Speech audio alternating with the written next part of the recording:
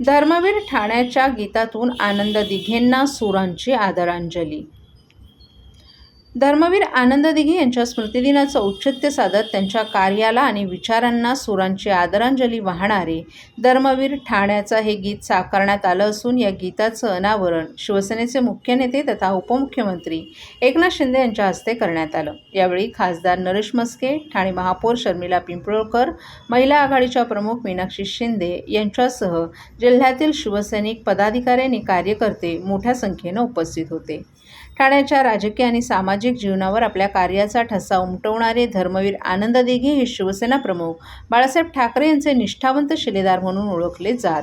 सामान्य नागरिकांशी असलेला जिव्हाळा, सामाजिक कार्य, हिंदुत्वाची भूमिका आणि शिवसेनेच्या संघटनात्मक विस्तारासाठी त्यांनी केलेलं कार्य आजही शिवसैनिकांसाठी प्रेरणादायी मानलं जातं. दिघे यांच्या कार्याची, याच विचारांची आठवण करून देण्यासाठी त्यांच्या स्मृतिदिनाच्या निमित्तानं हे गीत तयार करण्यात आलं आहे.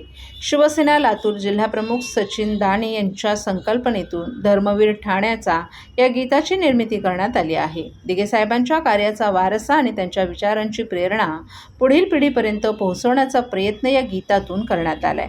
भगव्याचा स्वाभिमान, शिवसेनेची निष्ठा आणि दिघे साहेबांप्रती असलेली शिवसैनिकांची भावना या गीतातून व्यक्त करण्यात आली आहे. या गीताला विक्रम कोतवाड यांनी आवाज दिला असून विनायक राठोड यांनी संगीतबद्ध केलं आहे.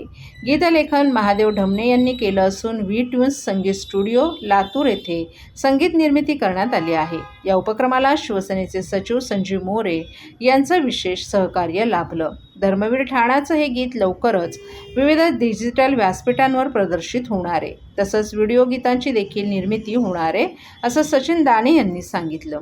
दिघे साहेबांच्या स्मृतिदिनानिमित्त साकारण्यात आलेलं हे गीत त्यांच्या कार्याला वाहिलेली भावपूर्ण संगीतात्मक आदरांजली ठरणार असून त्यांच्या आठवणी आणि विचारांना नव्या पिढीपर्यंत पोहोचवण्याचं माध्यम ठरण्याची अपेक्षा व्यक्त केली जात आहे.